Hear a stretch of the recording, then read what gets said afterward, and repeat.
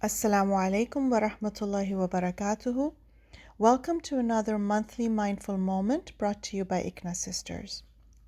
Since October is Domestic Violence Awareness Month, we will quickly go over some beneficial information regarding this, inshallah. Domestic violence is a pattern of abusive behavior in any relationship that is used by one person to gain power and control over another. This includes any behavior that intimidate, manipulate, hurt, humiliate, or blame the other.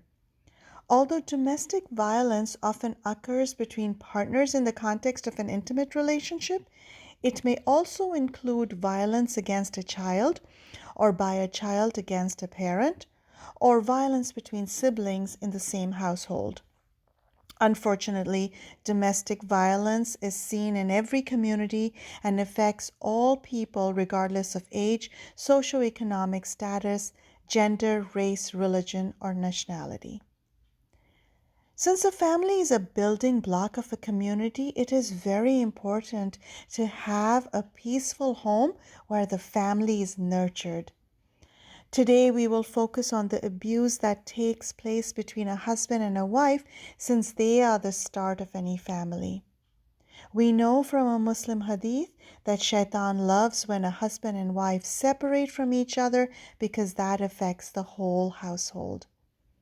A disclaimer here.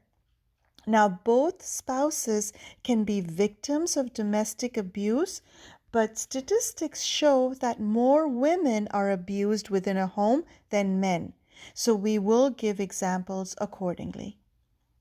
A husband-wife relationship is a beautiful relationship, but unfortunately, sometimes abuse ruins its beauty. One form of abuse is emotional abuse. This is where one spouse talks down to the other spouse, bad-mouthing them and their families, calling their partner stupid, lazy, or ignorant. Hearing such verbal abuse releases the hormone cortisol, which harms the body. Sometimes the children emotionally abuse that parent as well, since they hear their parent doing that, and it can become a vicious cycle.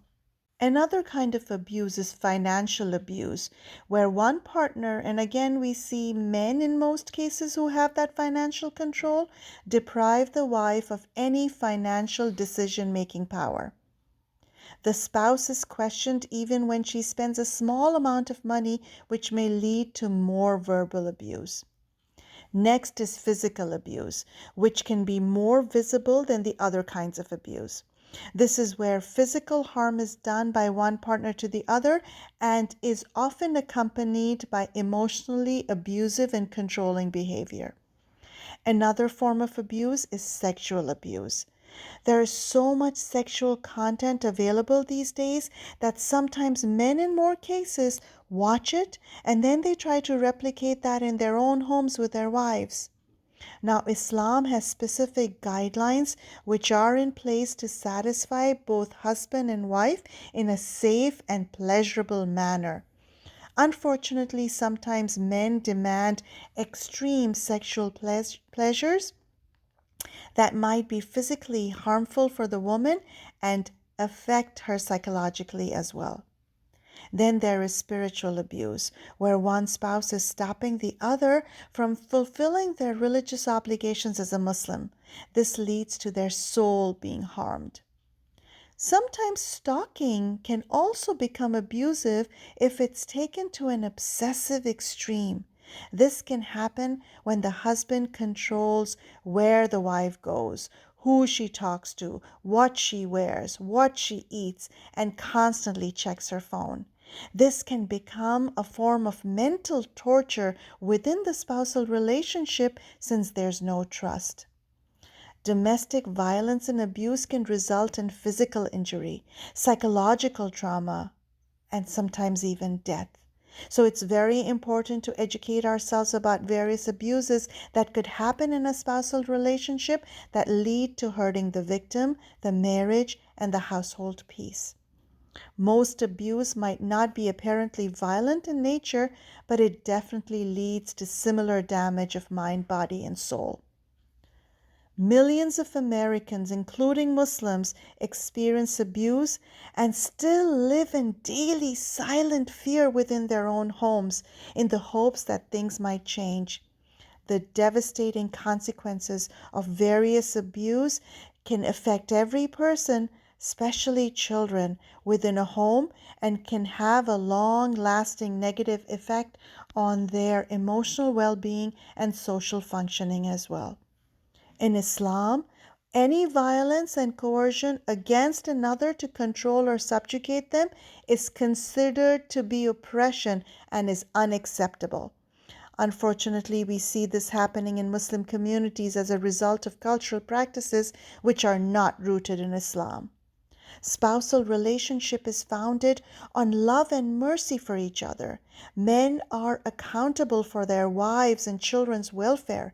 In a Tirmidhi hadith, we see that Rasulullah sallallahu alaihi wasallam has made it very clear that the best of men are those who are best to their wives, and he is the best role model for the way he treated his wives.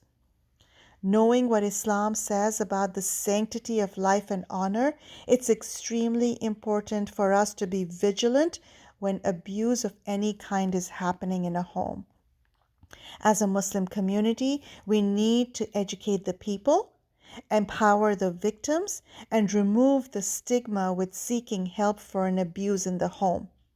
The victim can seek help from family and friends if they have supportive people around them.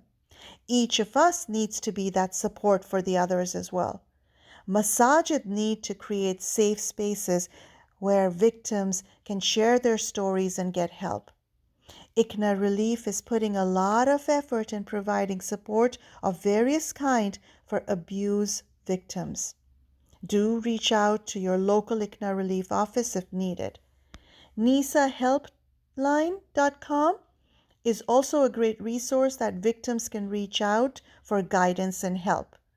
May Allah guide us to be a source of refuge and help for those who are hurting in silence. Ameen. Until next time, Assalamu alaikum wa rahmatullahi wa barakatuhu.